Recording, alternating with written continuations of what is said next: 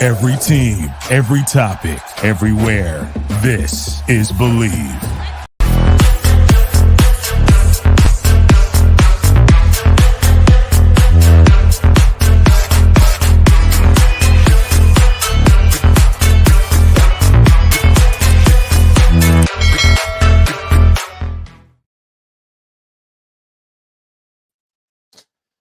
Hello again, and welcome to Hoosier Football Tailgate right here on the Believe Network Monday evening. And I promised you a special guest last night, and we'll get to that special guest here in a moment. Just want to do a couple things here prior to getting to our guest this evening. Number one, appreciate the support from Bet Online. Remember, Bet Online is your number one source for all things sports betting. You need the season from baseball, golf, soccer, all the way up to fights in the UFC and MMA, and as well as boxing. Every stat, every matchup, and even live odds and spreads while the games are being played. When the game is over, head over to the online casino and get in a game of blackjack or poker, or unwind with one of our 150 different slot games. Head to the website today to get your into the action. Use the promo code BELIEVE. That's BLEAV for a 50% welcome bonus on your first deposit. Bet Online is where the game starts here. And like I said, special guest this evening here on the Hoosier Football Tailgate. And teasing it a little bit more, I had the opportunity to get a lot of games to watch of this young man, and he played with my son Isaac, and he was a part of the wide receiver group that was there under the Kevin Wilson era, coached by Kevin Johns at that time. And this young man was a walk-on that made a dream come true, and he's someone that I have a great admiration for from the standpoint of what he was able to accomplish at Indiana and how he made everyone around him better, and the attitude he displayed both on and off the field. I think you know what I'm talking about, but that would be number one in your hearts, but number 87 on the program. That was too much already. There you go. Mitchell Paige. How you doing, my man? I'm doing awesome. Griff, Coach Griff. Yeah. Happy to be here, man. Yeah, I didn't get a chance to coach you. I'd probably made you a tad better. Or Probably. at least you probably made me a better coach. Let's just put it that way. But you were a part of that wide receiver room there at Indiana that, you had Suddy for quarterback, that could really deliver the ball. Wide receiver group that, for the most part during those years, put defenses on their heels. And when you had a running back like Tevin Coleman, it was like pick your poison. And it was kind of fun to watch the chess game, not being on the sideline as a coach, being up above in the crowd. I used to sit behind the offense, in the end zone there where the new student section is going to be. So I could watch things from behind. So it was kind of interesting to get all that, but appreciate you coming on here this evening. I know you've got a lot of things going on in your world presently, and we'll get to that in a second. But, why don't you fill everybody in here, Mitchell, kind of what you did after you got done playing there, what I would call a pretty successful stretch of a couple years there, bucket games, success, and in offensively speaking, probably one of the more prominent offenses that IU has seen in quite a while. Why don't you kind of go through what you've done prior up to the point where you're at today? Yeah, for sure. First of all, any chance that I get to talk IU football and remember the glory days that are now long gone, it feels like I'm happy to do it. So did have a couple successful years after 3 walk-on towel waving on the sideline years. So finally got on the field and had some fun. That's the best way to describe my career. It was just fun every day. and I was able to take it a lot farther than I think even I expected. So graduated, got beat by Utah in the Foster Farms Bowl as my last game, and started training. Figured I was never going to be closer than I was at that moment for a chance in the NFL, and got lucky. I don't know why, but went out to San Diego for just a rookie minicamp tryout. I was not an undrafted free agent right after the draft. Definitely did not get drafted. So I was one of about 50 guys. And fun story, I flew out there, had our 3 days, good players from all over the place, fly all the way back home on a Sunday. And on Monday morning, do you remember the name Carter Whitson? He was a grad. Yeah. I remember Carter. Yeah. He's back in Oklahoma now. Yes, he's in Oklahoma now. He was a high school coach at Martinsville High School for a couple did years. A heck of a job at Martinsville. He did awesome. And I was just down there. I got back Sunday, and his team was having some kind of camp. I don't know if it was just 7-on-7 with them. I can't even remember now because that day got kind of overshadowed. But yeah, I was down there just helping out and working with their receivers. Got a call from a San Diego number that I did not recognize, and you get spam calls all the time. I almost didn't even answer it. Yeah. And picked up the phone, thought, what the heck? And it was Tom Telesco, the GM, and said, you better pack your bags. You got a flight tonight. We're signing you to whatever rookie deal there was. Mm-hmm. And got to spend the summer with him. Played in 4 preseason games. It was – when you look up on the depth chart and see guys like Keenan Allen and Tyrell Williams, Travis Benjamin, they just drafted Mike Williams, 7th overall. It was going to be hard to start, probably, but figured there was a chance. So you only get maybe that chance one time in your life. Absolutely. Was in San Diego for the summer, played in the games, got cut, no problem. Just a dream to get that opportunity, and then went to became a world traveler a little bit. I got cut from the Chargers, was just working, got a call from a team in Germany, the Dresden Monarchs. They offered me and my best friend, he was the best man at my wedding, played quarterback at Western Illinois, a chance to go lead their offense. And it was like going back and playing high school ball, just the feeling that you get. Because college and obviously the NFL can turn into a little bit of a job, right? Yeah. It can be overbearing at times. It's a lot. High school, you just played it because you loved it. And that's the renewed joy that I found in Germany. And then later in Austria when I went back again. Just kind of been all over the place. Football took me a lot of cool places. Then moved down to Charleston. I'm just a working man now. Moved to Charleston, then to Charlotte, and now back home for the you referenced it already, but got some big news coming. Having our first child. My wife is getting induced.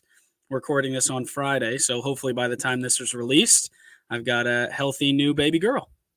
Well, let's just put all this in perspective from basically from Z to A. First and foremost, this is what I call dedication. And I told you a story about my first child being born, and I can't tell all the story on a live podcast, but let's just say that I thought I was going to be grounded for the rest of my marriage with my wife at the time. That's a nice one. Yeah. On a hot summer day. Then all this happened when my daughter was born in July of 92.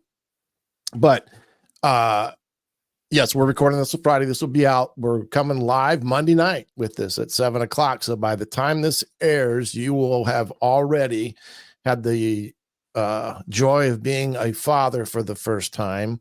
At the same time, your wife's not, pregnant. She's being induced. And what are you doing at 3:00? You're talking to me. Yeah. That's IU football, baby. So you married the right woman. You married the right woman. She's That's the right. best. Yeah. She lets me play golf. She lets me yell at the TV. As long as I do everything that I need to do here to make sure that the house runs, I can do the two things that I like to do. So is she an IU grad? She is not. She went to Western Governors University. It was an online college. She's a special education teacher. Oh, God bless her.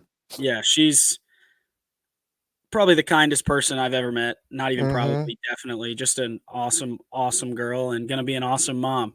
I'm Oh, I excited for bet. her to not have to carry around that baby anymore. I know that she's Yeah. as sore can be. Yeah. There's another word of advice for you. You will never experience the pain that moms experience when they give birth to a child. Usually, now, if they get the epidural correct, and that helps, but like with my wife, they didn't get the epidural correct. So she was a trooper. And that's what she always says. As soon as I start grumping about something, she lets me know that it was never it's not as bad as what it was when she gave birth to our first daughter. So I have to suck it up sometimes, It's the So eternal trump card, isn't it? yeah. Like, no matter what. She just says, suck it up. It's a long way from your heart. And I tend to believe with her on that. But Absolutely. so by the time this is out on Monday evening, you will have experienced that joy.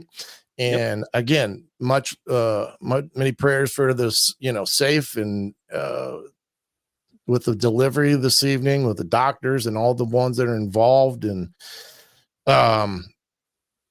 hopefully it's a smooth deal. Now, going back to, you're in Austria, Germany was before that. Now, Germany, their tiers of play there are kind of different because don't they have like a 2-tier system there in Germany? And the first tier, which would resemble something like you're seeing now with the UFL or XFL that we're seeing right now in the States.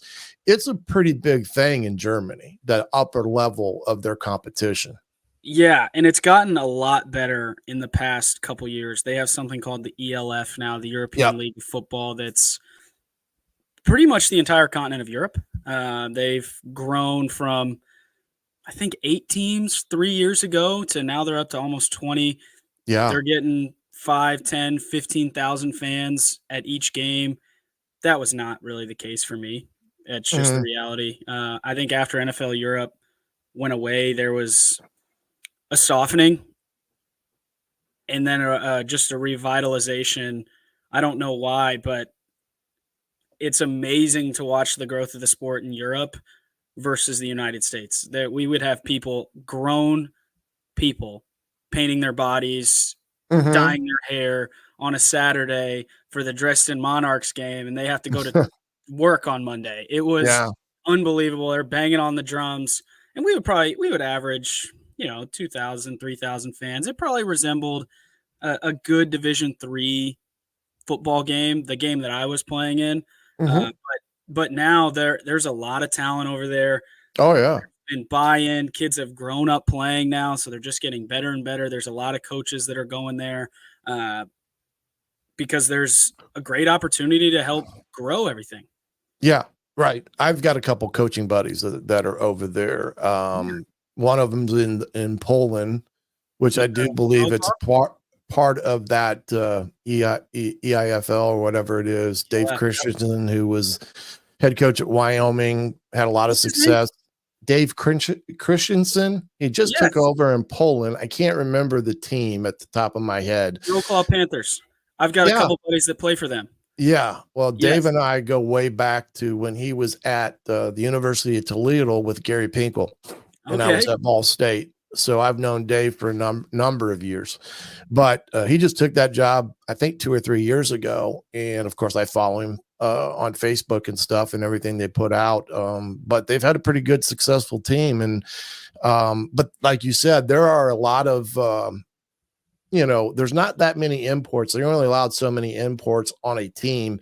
But like you said, the growth of the sport over the last few years, you've getting more and more of that country's youngsters that have grown up playing ball now getting an experience. And some of those kids eventually make it to the States out of college. I mean, we've had, as you know, get punters from Australia and defensive linemen from Australia, and not to be surprised if we don't have some. I think a year ago, maybe 2, I think Central Michigan had a offensive lineman from Germany.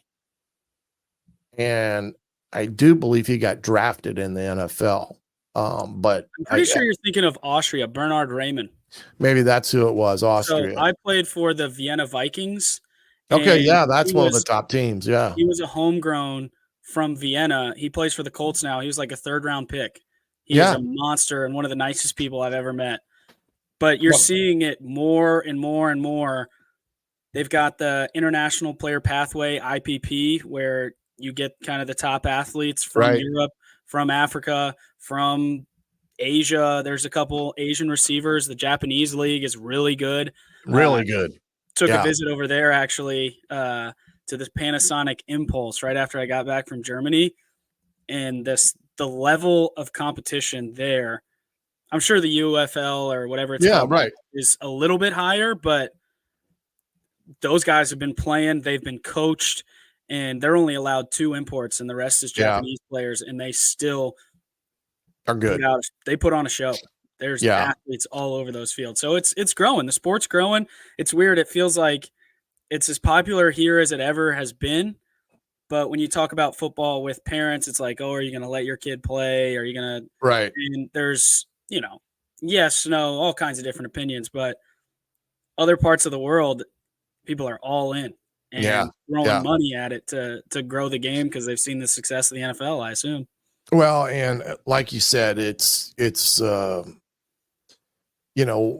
being a part of football and what it does and how it molds young men, and the impact that you can have not only with your teammates that become your lifelong friends, but also the impact that one has in a community that you're living in is all what the game's about. I mean, I got involved in coaching, did it for 18 years to have an impact on a young kid's life because all the coaches that I played for ultimately had an impact on my life. I worked for one of the best in Bill Lynch, who I admire to this day.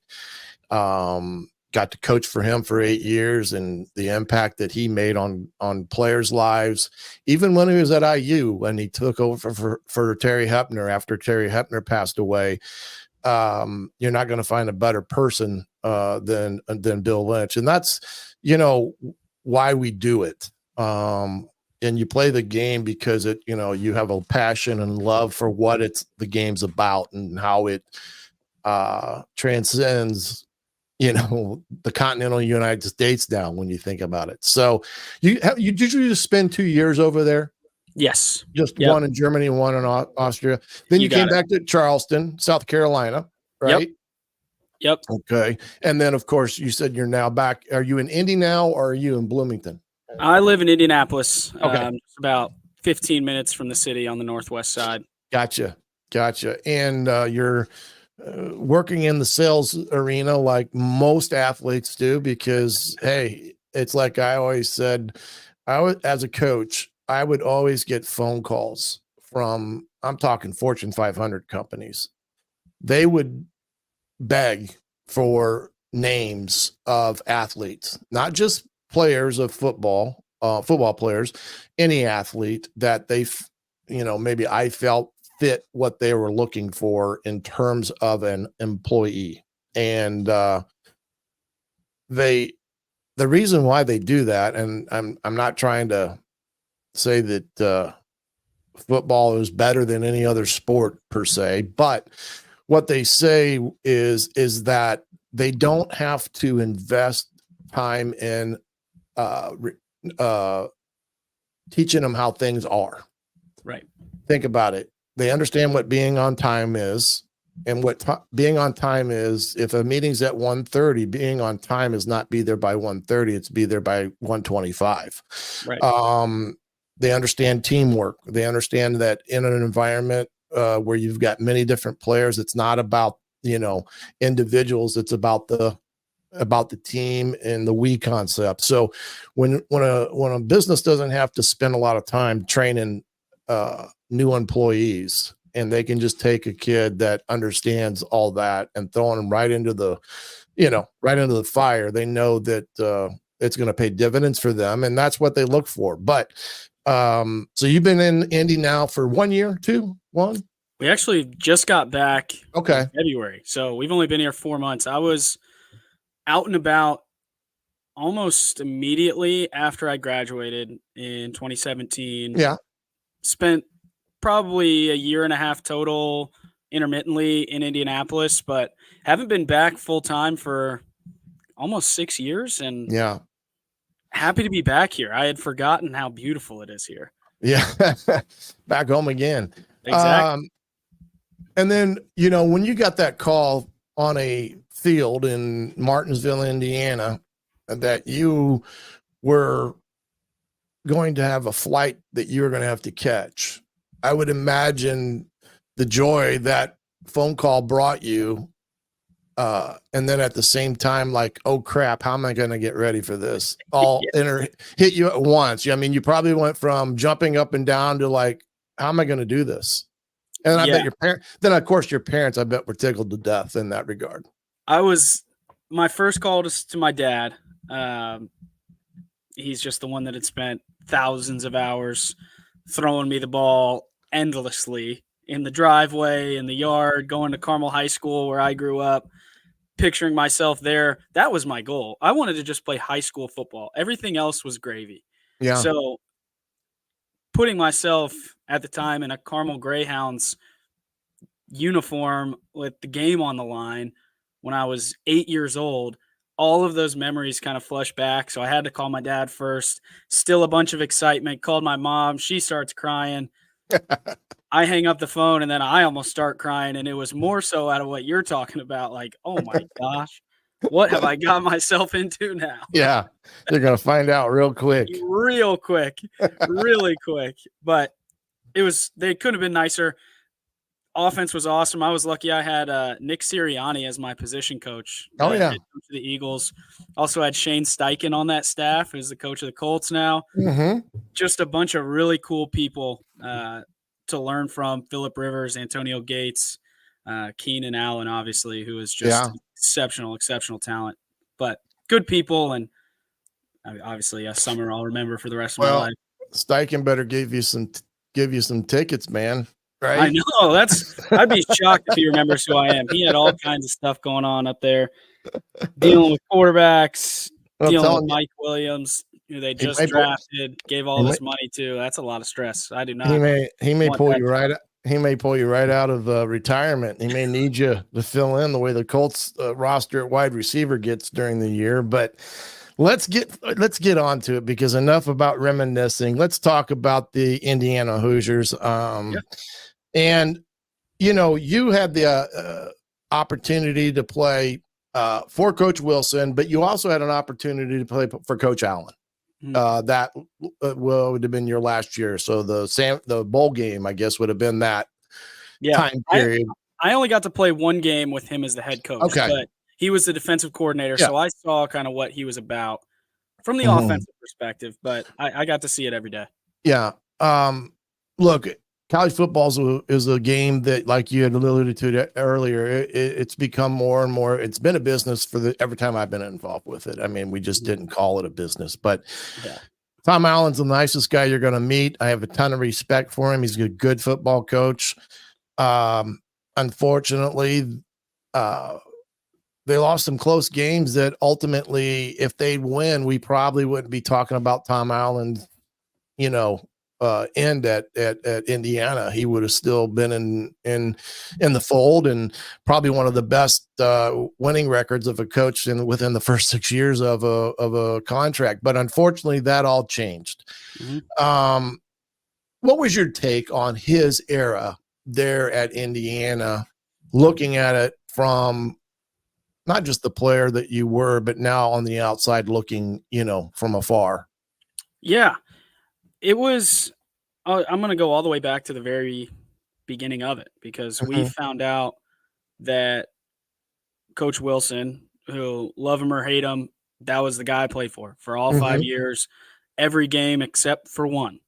So for me to go through 4.9999 years with one guy and do it one way, and for him to just be booted the way he was, I just didn't think it was right. That's just, but it is a business. So I understood. And we had some really good seniors on that team that got up, and after The athletic director came in, told us what was happening.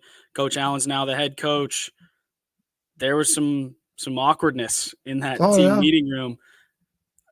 Offense feels one way, defense feels another way. Defense has had Coach Allen for a year. Wilson was an offensive guy, so it easily could have turned into us versus them on our own team, and that could have been a real problem. And Allen was just really understanding and gracious is the word that I would use for the leaders of the team, and that made it a lot easier for me to get on with it, if that makes sense. And first couple of years, I mean, he's on the cover of Sports Illustrated for a reason. He's doing things that people believe in, and they're winning games. And unfortunately, it feels like, and you hate to point to one play, but it felt like the sky was the limit. And then Micah McFadden gets ejected against Cincinnati, and it felt like the wheels fell off. And we could never get the thing back on the tracks. It just, for whatever reason, bad bounce or whatever it is, just went totally stagnant. And there's so many people, as you know, that are involved. Offensive coordinators, defensive coordinators, position coaches, even down to the strength staff.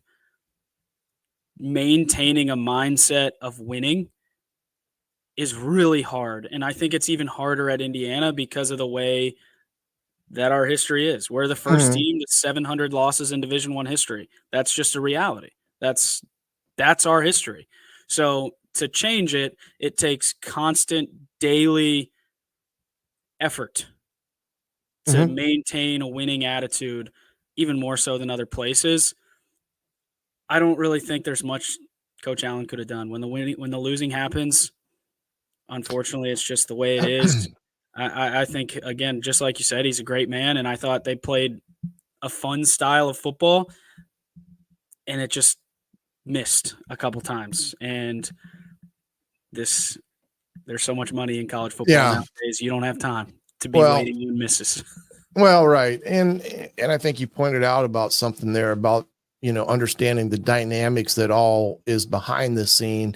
Look, head coaches, quarterbacks, top linebackers, they're going to get all the praise when you win, and they're going to get all the grief when you lose. The fingers are going to point at all of them for whatever reason, whether it's truthful or not, but that's just the way it is. And you have to accept it. You talked about Michael McFadden, that game versus Cincinnati at Bloomington in front of a big crowd, sold out, top 25 matchup. Yeah, we're smoking them. Yeah, we're gonna win by 5 touchdowns. Everything in that ball game had been what every one of you, not just during the Kevin Wilson era, but before that and going way back, that foundation for that game was laid many years before. With everything. And then when it didn't happen, like you said, the wheels kind of fell off, and it just became like a little snowball rolling downhill. And next thing you know, you got a big boulder, and it's running over everything and anything in its way. And that's just kind of what happens. It's always what I tell people they don't understand. And winning is hard. Winning is very hard. And when they say it's a game of inches, that's why winning is hard. It's a game of inches. You can go back to the COVID year, Michael Penix's 2-point play against Penn State. If that was ruled not good on the 2-point conversion, what would have happened? But that's how things can change in a moment, and especially in college football. The inches concept is very, very real in the game. And it's a, that happened, of course. Things didn't go well. And then like you said, you lose your coordinator. He goes and becomes the head coach at Fresno State. Kellen was one of those guys that, from an offensive standpoint, one of the top offensive minds in college football, has been for a number of years. Even when he was at NAIA level as a head coach, he was one of the masterminds of offenses. he takes one of the staff members with him, Inge, and I think his dynamic was lost in that equation as well. And like you said, it never got back on track. They didn't get the right people in the right positions, and it became a battle they just couldn't handle. And you could see it on the players' faces. Oh gosh, yeah. You could body language. Yes. Yeah. Yeah. And you could always sense that, but that leads us kind of up to some of the things that I think are where we're at now with this. How do you feel about Coach Cignetti in this hire? There seems to be this different energy with this hire. Look, every year when everybody's 0-0, there's always that optimistic viewpoint and outlook on a football team. And that's no different in Indiana. But for some reason, this hire seems to be different. Yeah. And I think there's one reason for that. It's a head coach that has won a bunch. And the only knock on him, as opposed to, no experience, no head coaching experience, just an Indiana guy, whatever it is, this is a guy that's just a little bit older. That's the only knock. He's won everywhere he's been. He's got the credentials. He's been around all the best in the game. He's getting endorsements from Nick Saban. Like, what are we even talking about? This is a guy that I think there are a lot of programs around the country that would have been really fired up to get this guy. And I think that's what's different. A lot of the times Indiana shoots high, but then settles somewhere in the middle. Let's get somebody that's safe. I think Wilson was a little bit of a reach, if that makes sense, just due to his personality. He's old school, fiery. They reached a little. They took a risk. I think he did some awesome things. We were heading in a really, really positive direction. But there's a lot of things that come with it, right? And it, for whatever reason, things didn't work out. They go for ultra safe in Tom Allen, a guy that is only going to give you the best image possible for the university. And he won some games, so it makes it even easier. This guy, this is just a winner. And there haven't been that many winners everywhere they go. I mean, he goes to James Madison, and you can say whatever you want about that conference. That was a really good team. And it was a good They smoked everybody. You talk about how hard it is to win. They weren't just winning. Yeah, they were beating the Virginias of the world. Yeah. And he just comes in with a little bit of arrogance, a little bit of cockiness. I've been telling people, like, when they ask, what do you think? It feels like he doesn't really want anything to do with the old Indiana. Like, I haven't met him yet personally, but I'm expecting to. And what I want is for him to shake my hand, good to meet you, and move on. I didn't get to where I want the program to be. So, yeah, you got to appreciate your past to get to where you're going, but I don't know what 10-0 looks like. He does. So don't be worried about me. I think that's the best thing about him is he doesn't seem to care. All he cares about is what's happening at practice. His team right now, he doesn't seem to care if you're thinking about transferring. Go ahead. See you later. If you want to come here, great.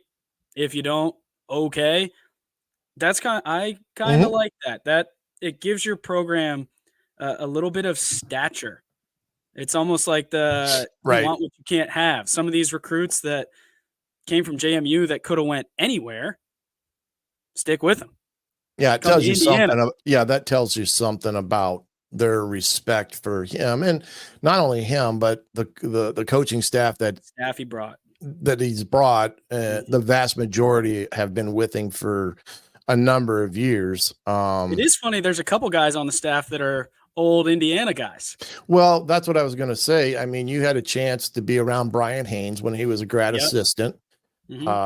Bryant worked for me.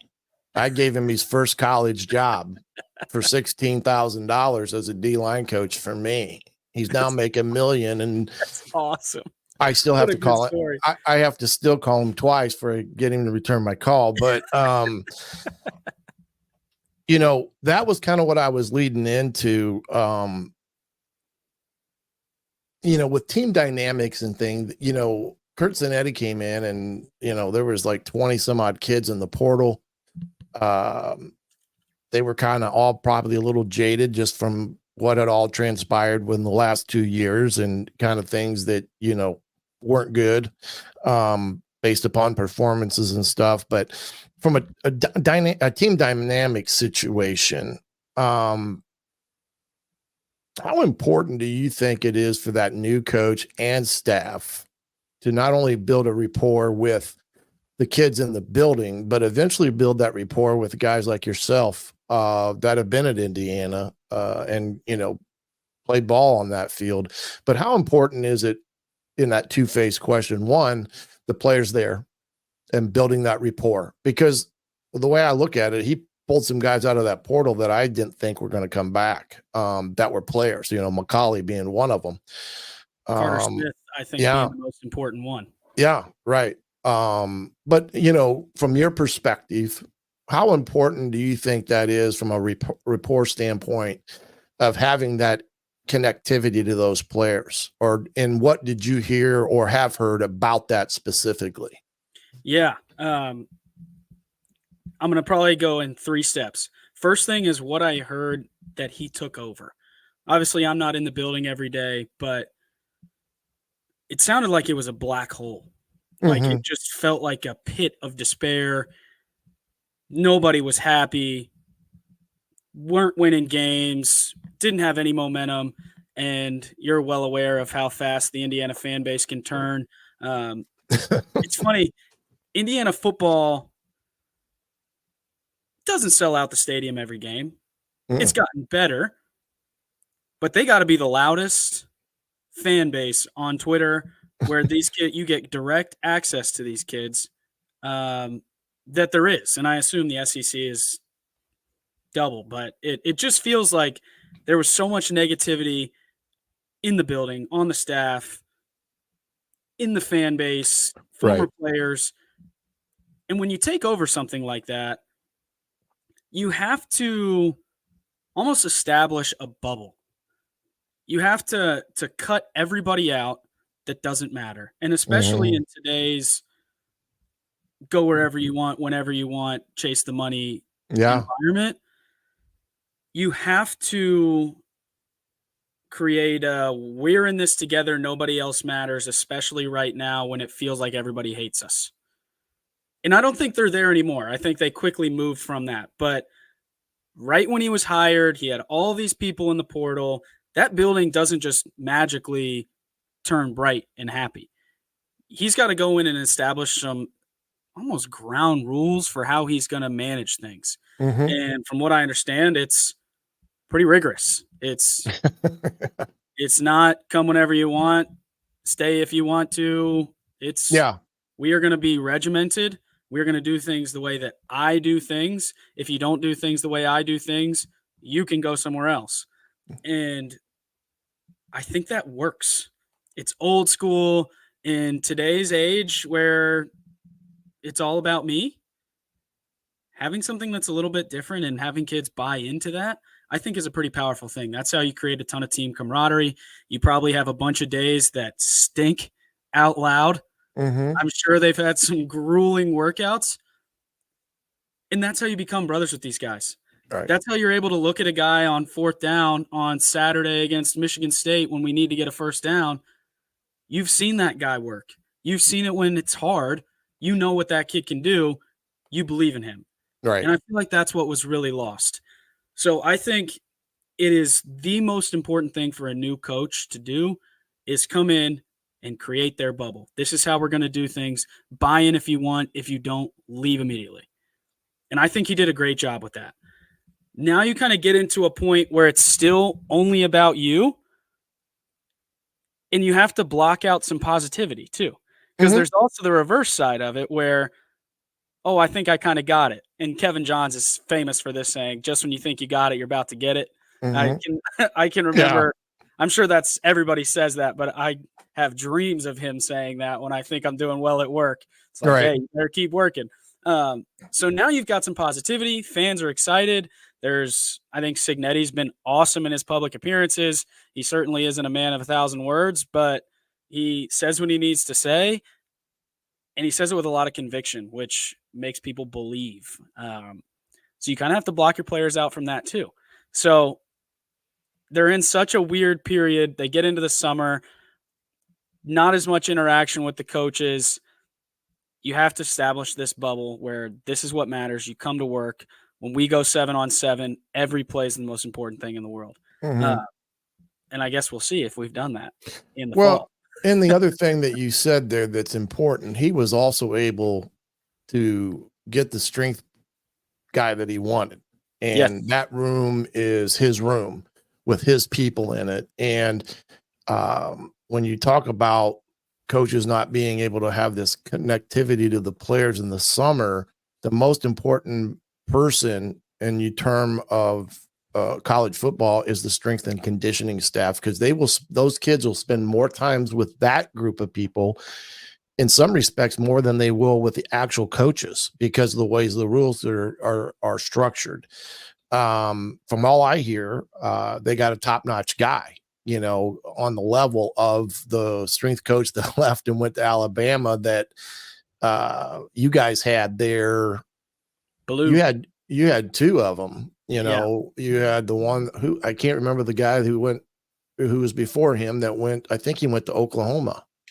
We had Mark Hill, who went to Kentucky, Rick Dannison, who is now at Alabama. Pretty much my entire staff is at Alabama. Okay, maybe that's David Ballou is the head, and he was at Indiana after I was there. Yeah. Okay. Yeah. But they've had some good strength and conditioning people that are relatable to that group, and they're an extension of that coaching staff in that regard. I think that's really important, because this becomes the strength staff's team for the entire summer. And summer is where the team is made. Spring ball is important. You go through day 1, 2, 3, 4, 5 install. You get a chance to pop some pads, but you learn how to be a team, and you learn how to, we talk about that trust word, how important that is, whether it's wide receivers and quarterbacks, offensive line going through steps, DBs trusting in coverage. All that is made without the coaches. The coaches fine tune it, but the strength staff are the guys that facilitate that trust by basically just rolling the balls out and say, you guys know, go. Right. And a coach that allows his strength staff to do that and trust him, and the guy does it the right way, I mean, you're on chapter 3, day 1 of camp instead of chapter 1.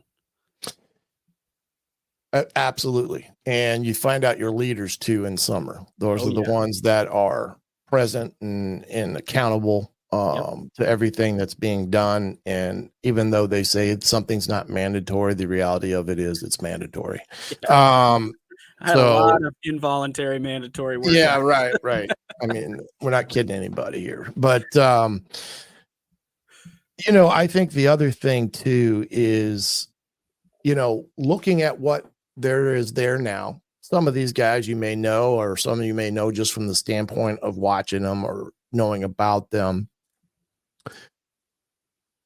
Who all there right now, I guess, makes you excited for what potentially could be a turning point for Indiana? What players have stood out to you since Coach Signetti's taken over?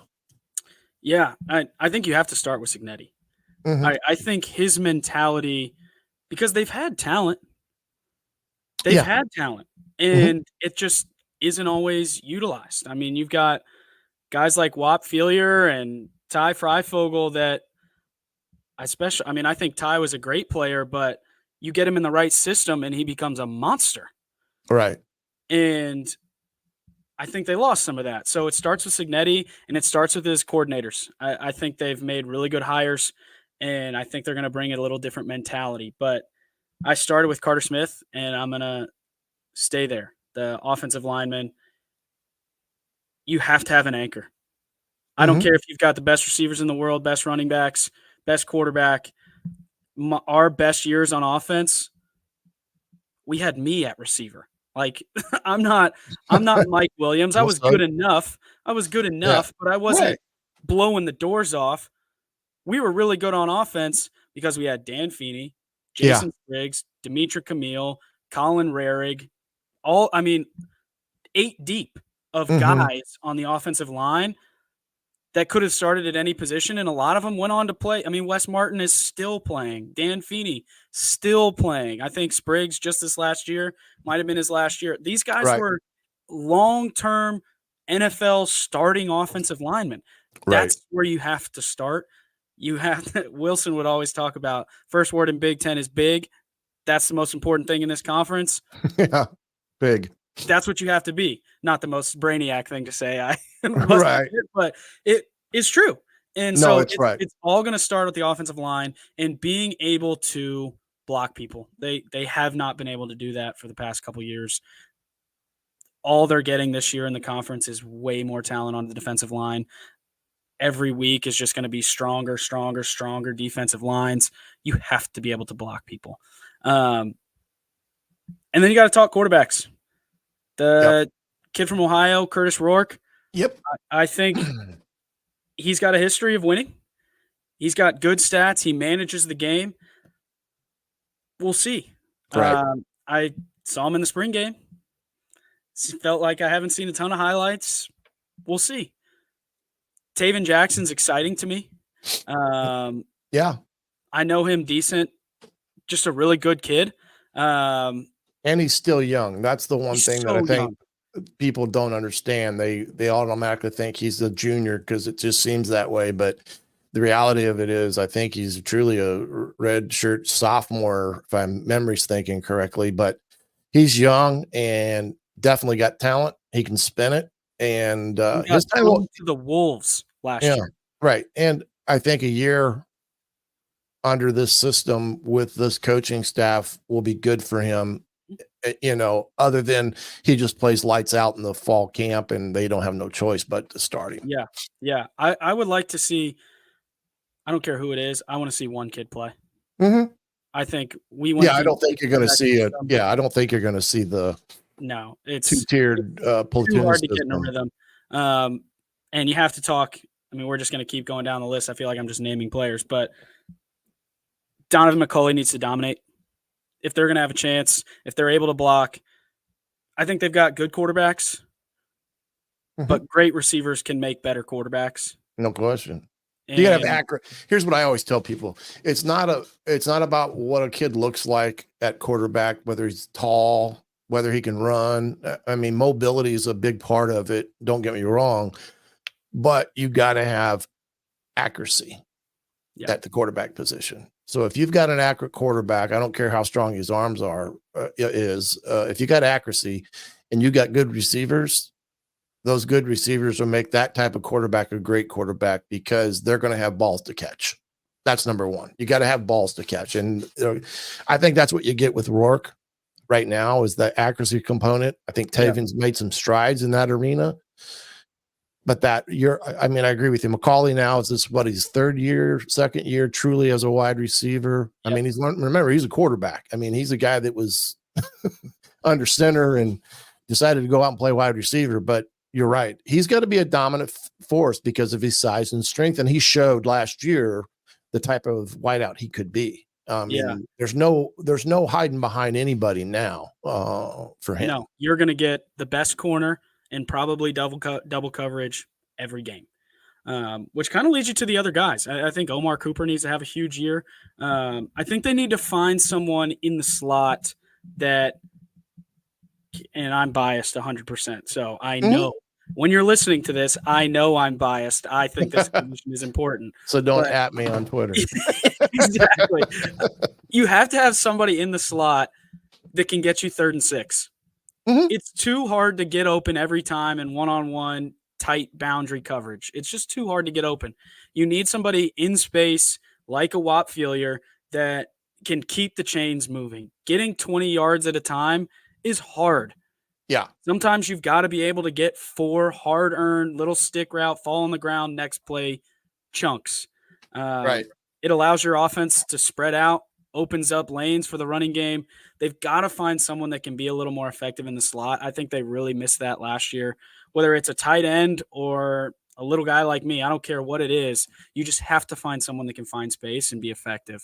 Well, I think they've got that. And I think they've got the tight end that can do that too, because the kid they brought from James Madison is that type of guy that can be attached and play unattached, play outside and all that. But, like you said, I think this is probably the deepest wide receiver room that they've had in a while. Miles, you got the Miles Price kid from Ohio. Yep. You talked about Omar. EJ Williams, if he can stay healthy, his problem's the injury bug. 100%. But you're talking about another guy that can make plays on the outside. He's that guy. The Surratt kid that came from James Madison. I'm most excited about him. Yeah. That's Elijah Surratt. Yeah. Yeah. Yeah. I'm most excited. He's just got kind of a weird, I don't know, flow in his game. You watch him play, he doesn't like explode off the screen to me. He just does the things that you need to do to win. I'm really excited to see him play. I'm excited to see how they use all the weapons. It feels like they've got weapons. I think they've got 8 guys at wideout that I'm not sure they're going to have all the reps they need to get guys. Yeah, right. The ball, right. It's a good problem to have. But I do believe they got guys that can block on the perimeter in that regard. Yeah. I think you're right there. The Miles Cross kid, I believe he came from Texas Tech. Yep. I'm trying to think. That's about it. And there's some young guys in there that I think are down the road a little bit, but I do think it's one of their deepest rooms. Yes. And running back all of a sudden, has become a deep room. Now they miss the Taven Jacksons of the world. They need that. They don't have a guy that I don't necessarily think can take it the distance. I don't think they've got that guy, but for a change, they can go 3-4 deep there, which is good. So I'm going to make an argument for the guy that can't go to the house. I thought our running back room, Tevin Coleman was a freak of nature. Yeah, he was a beast. He was a game-winning running back, proven none more so. I don't know how you would – that's terrible English. But playing at Ohio State with a quarterback that doesn't really know what's going on and have 300 yards and almost beat Ohio State at Ohio State by yourself with no receivers, no quarterback, just you against 11 men, and you still almost beat them? Yes, obviously Tevin – was a generational talent at running back. He really was. I thought our offense flowed better with Jordan Howard. He was a 6 to 8. Get you your 6-8 harder runs. It allowed us to, because something that Indiana has always struggled with, not always, but when we've been successful on offense specifically, is scoring too quickly. Right. Our average possession would be a minute and a half. With Jordan, you were able to control the clock a little bit more, and Indiana's problem is always going to be depth, especially early on in this. So you have to preserve our top 1s and 2s can probably play with anyone in the league, but Ohio State and Michigan and all these teams are better because when you get to week 10, 11, 12, your third guy is now as good as a starter at most schools. And we just have never had that. So you have to be able to manage the clock, control rep counts. And I think that that's a big thing that Cignetti's going to have to battle and balance. It just is, it's a different breed of flow to a game, just because there is so much talent on the field at all times, no matter who you're playing. And obviously he saw that before JMU and had that at JMU. But now having to have that on the other sideline week in, week out, and you're responsible for it, that'll be a big, a learning curve that I think you'll handle really well. But it's going to be really interesting. I'm so excited for it. The one they lost there, I wish that you wouldn't have, was the Holland kid because he was that big body type of guy. But they got Black, who came from JMU, the Justice Ellison kid that came from Wake, who I think is going to be pretty darn good. Agree. Another JMU running back, the Tyson Lawton kid. I think they've got the pieces there to put a good group of people in the backfield and be able to run the ball because, like you said, it starts up front. And I do think Bob Bobstead's done miracles with a offensive line that has improved with some portal guys. But overall, I think he's taken a young group and made them better. That I think that's going to continue to grow as the year progresses in that regard. I agree 100%. The offensive line, we talk about that one play against Cincinnati, but the offensive line has been the biggest issue for the Indiana Hoosiers for 3 straight years. Right. They were much improved last year. You give them another year, they kind of drive the whole team. I feel like that's why I started with them. If you've got a good offensive line that can keep the offense on the field, get some first downs, it makes offense a lot easier. It makes defense a lot easier. It makes special teams a lot easier. They don't get a lot of praise, but I think the team goes as the offensive line goes. Yeah. Well, that's true with, a lot of college football teams. And you got to be able to run the ball in the critical situations because you can't just throw it all the time. Anytime you could become one-dimensional, I don't care whether it's running the ball or throwing the ball.